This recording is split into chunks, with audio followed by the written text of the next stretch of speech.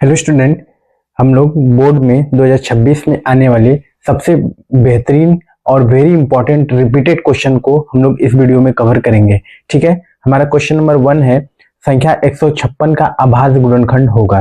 देखिए, ये क्वेश्चन आपके यूपी बोर्ड में कई बार पूछे हैं, 2019, 2022, 2023, 2024। ठीक है, तो किसी भी संख्या का अभाज्य गुणनखंड बोले बच्चों तो सबसे पहले आप उसका क्या ले लीजिए, लसा ले लीजिए। ठीक है, तो 156 किससे कटेगा, देखिए 2 7 14, ठीक है, 2 8 16, फिर 2 3 6, कितना बचा, 1 2 9 18, फिर 3 एकम 3, 3 के 9, फिर 13 एकम 13। तो 156 का जो अभाज्य गुणनखंड होगा वो क्या लिखेंगे, दो का दो बार है तो 2 का स्क्वायर गुणे 3 गुणे 13। इनमें से कौन सा ऑप्शन करेक्ट है, देखिए 2 का स्क्वायर गुणे 3 गुणे 13, कौन सा ऑप्शन करेक्ट है, ऑप्शन नंबर, देखिए ये सेम ऑप्शन 2 बार रिपीट हो गया है। ठीक है, कौन सा ऑप्शन करेक्ट है, ऑप्शन नंबर बी। तो इस तरीके से ऐसे क्वेश्चन अगर आपके एग्जाम में आएंगे तो आप ऐसे सॉल्व कर लेंगे। अब हमारे स्क्रीन पे दूसरा क्वेश्चन आया है, क्वेश्चन नंबर 2। क्वेश्चन नंबर 2 क्या है बच्चों, निम्न में से कौन सा अभाज्य संख्याओं का एक युग्म है। युग्म मतलब होता है बच्चों जोड़ा। ठीक है, ये भी क्वेश्चन आपके बोर्ड में कई बार आया है, यूपी बोर्ड 2022, 2023, 2024 में, हो सकता है क्वेश्चन 2026 में रिपीट कर जाए। तो आपसे बोला है निम्न में से कौन सा अभाज्य संख्याओं का युग्म है। तो सभाज्य संख्या क्या होती है, सभाज्य संख्या वह संख्या होती है जिसका एचसीएफ क्या आता है, 1 आता है। तो किसी भी संख्या का एचसीएफ 1 तभी आएगा जब उसमें कुछ भी कॉमन नहीं मिलेगा। देखिए 14 35 में कुछ कॉमन मिल रहा है, तो 5 7 35, 5 7 35 और 7 दूना के 14, तो 7 कॉमन मिल रहा है, तो ये ऑप्शन नहीं होगा। ठीक है, ऑप्शन नंबर बी देखिए 18 25, 18 25 में तो कुछ कॉमन नहीं होगा। देखिए ये सम संख्या है, ये विषम संख्या है। 31 93, इसमें 3 गुणे, इसको क्या लिख सकते हैं बच्चों, 3 गुणे 31 9 3, तो इसमें 31 कॉमन हो गया। इसमें 32 62 में, इसमें भी आपका क्या मिल जाएगा, 2 से डिविजिबल है, मतलब इसमें भी कॉमन मिल जाएगा। इसमें मतलब कौन सा ऑप्शन करेक्ट है, ऑप्शन नंबर बी। सभाज्य संख्या क्या होती है, वह संख्या जिसका एचसीएफ 1 हो। तो कौन सा जोड़ा हमको मिला, 18 और 25, इसका एचसीएफ हमेशा क्या आएगा, 1। देखिए डिवाइड भी करेंगे तो पता चल जाएगा, 25 18, 18 कम 18, ठीक है, कितना बचा, 18 19 20 21 22 23 24 25, 7 बचा, फिर 7 दूना के 14, कितना बचा 4, फिर 7 बार में 4 एकम 4, 4 एकम 4, कितना बचा 3, फिर इसको 4 4 एकम 4, कितना है 4 एकम 3 एकम 3। ठीक है, तो एचसीएफ 1, देखिए एचसीएफ 1 आ रहा है, मतलब सभाज्य संख्या वह संख्या होती है जिसका एचसीएफ क्या आता है, 1। ये भी क्वेश्चन आपके बोर्ड में कई बार रिपीटेड है, सभी बच्चे इसको नोट कर लीजिए। फिर हम लोग नेक्स्ट क्वेश्चन देखते हैं, क्वेश्चन नंबर 3।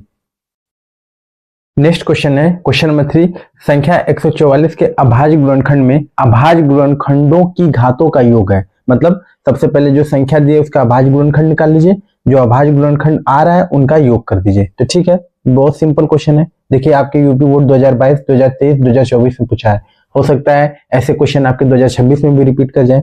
तो देखिए 144 है, इसका अभाज्य गुणनखंड निकालना है, 2 से काटिए, 2 7 14, 2 दूना के 4, ठीक है, फिर 2 3 6, 2 छका 12, फिर 2 से कटेगा, 2 एकम 2, 2 8 16, फिर 2 से 2 9 18, 3 से 3 बार में 3 एकम 3। तो 144 का जो अभाज्य गुणनखंड आया वो क्या आ गया बच्चों, 2 गुणे 2 गुणे 2 गुणे 2, ठीक है, 4 बार 2 है और 3 क्या बार है, 2 बार है। तो देखिए 4 बार 2 है तो 2 के घाते 4 गुणे 3 के घाते 2। हमसे क्या बोला, अभाज्य गुणनखंडों में अभाज्य गुणनखंडों के घातों का योग। तो घात देखिए 4 है और 2 है, तो कितना आएगा, 4 + 2 कितना आ गया, 6। कौन सा ऑप्शन करेक्ट है, ऑप्शन नंबर डी। सभी बच्चे इसको नोट कर लिए। फिर हम लोग नेक्स्ट क्वेश्चन नंबर 4 को देखते हैं। नेक्स्ट क्वेश्चन देखते हैं, क्वेश्चन नंबर 4। क्वेश्चन नंबर 4 क्या है, पाई। पाई क्या है बच्चों, पाई एक पूर्णांक है, एक परिमेय संख्या है, एक अपरिमेय संख्या है, इनमें से कोई नहीं। देखिए ये भी क्वेश्चन आपके यूपी बोर्ड 2017, 2019, 2023 में पूछा है। तो पाई क्या है, पाई एक अपरिमेय संख्या होती है। कौन सा ऑप्शन करेक्ट है, ऑप्शन नंबर सी। देखिए इससे संबंधित कुछ बातें मैं जो यहाँ लिख देता हूं, जो आपको चेंज करके कभी कभी पूछता है। देखिए पाई का जो वैल्यू होता है, एक तो खुद पाई होता है, दूसरा क्या होता है बच्चों 22/7, तीसरा क्या होता है 3.14। पाई के किस में आता है, अपरिमेय में, अपरिमेय संख्या 22/7 किस में आता है? परिमेय संख्या 3.14 किस में आता है? ये आता है आपका दशमलव वाले में, दशमलव प्रसार में। ठीक है, दशमलव प्रसार में क्या? अपरिमेय अपरिमेय संख्या। क्यों? क्योंकि ये कौन सा दशमलव प्रसार होता है? ये होता है अशांत अनावृत्ति अनावृत्ति दशमलव। मतलब अशांत अनावृत्ति दशमलव क्या होता है? अशांत अनावृत्ति दशमलव वह दशमलव होता है जो न कभी कटता है न कभी अपने पद को दोहराता है। ठीक है, ये क्वेश्चन बहुत इंपॉर्टेंट है, सभी लोग नोट कर लिए। फिर हम लोग नेक्स्ट क्वेश्चन नंबर 5 देखते हैं। नेक्स्ट क्वेश्चन नंबर 5 देखते हैं। क्वेश्चन नंबर 5 क्या है? 15, 18 और 24 का लसागु ज्ञात कीजिए।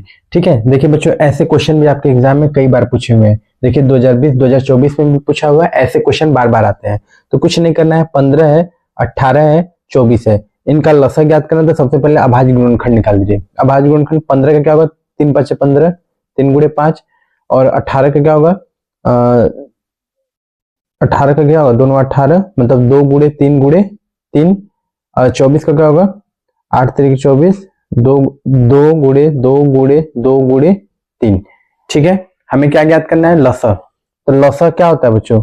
एलसीएम। लसागु क्या होता है? वह संख्या जो तीनों में हो जिसकी अधिकतम घात हो। ठीक है, तो देखिए इसको कैसे लिखेंगे? इसको लिखने का क्या तरीका है? देखिए, कौन है ऐसी संख्या जो तीनों में मिल रही है? सबसे पहले देख लीजिए, तो तीनों में कौन है? 2 है, 2 है, इधर 2 नहीं है। ठीक है, 3 है। देखिए 3 यहाँ भी है, यहाँ भी है और यहाँ भी है। तो सबसे पहले हम लोग 3 को लिख लेते हैं। एलसीएम में किसको लिख लेते हैं? 3 को। ठीक है, उसके बाद कुछ ऐसी संख्या है जो दोनों में मिल रही है। तो देखिए ये 2 मिल रहा है, तो इसको 1 2 लिख लीजिए। फिर और कुछ मिल रहा है और कुछ नहीं मिल रहा है, तो क्या बचा बच्चों? देखिए 2 2 बचा, फिर 3 बचा और 5 बचा। ठीक है, तो इसको मल्टीप्लाई कर लिए। देखिए कितना आ जाएगा? 5 3 × 15, 15 2 × 30, 30 2 × 60। ठीक है, 60 हो गया इधर। इधर कितना? 3 2 × 6, 6 × 6 कितना आ जाएगा? 36, 360। तो इसका एलसीएम कितना आ जाएगा? 360। तो ऐसे क्वेश्चन आपके एग्जाम में कई बार पूछते हैं, जिसमें आप अभाज्य गुणनखंड निकालेंगे, फिर उनका लसागु ज्ञात कर लेंगे। ठीक है, अब हम लोग नेक्स्ट क्वेश्चन करते हैं, क्वेश्चन नंबर 6। ठीक है बच्चों, अब हम लोग क्वेश्चन नंबर 6 देखते हैं। क्वेश्चन नंबर 6 क्या है? दो संख्याओं a और b का HCF 5 है, एलसीएम 200 है, तो a और b का गुणनफल ज्ञात कीजिए। देखिए ऐसे क्वेश्चन कई बार आते हैं। इसका फार्मूला होता है, जो फार्मूला पे कभी कभी क्वेश्चन पूछ देते हैं। तो फार्मूला क्या होता है बच्चों? पहली संख्या गुणे दूसरी संख्या बराबर होता है एलसीएम गुणे HCF। ठीक है, पहली संख्या a है, दूसरी संख्या b है, बराबर एलसीएम कितना दिया है? 200 गुणे HCF कितना दिया है? 5। तो a गुणे b कितना आ जाएगा? 5 × 10, 1000। तो दो संख्याओं का गुणनफल कितना आ गया? 1000। कौन सा ऑप्शन करेक्ट है? Option number D.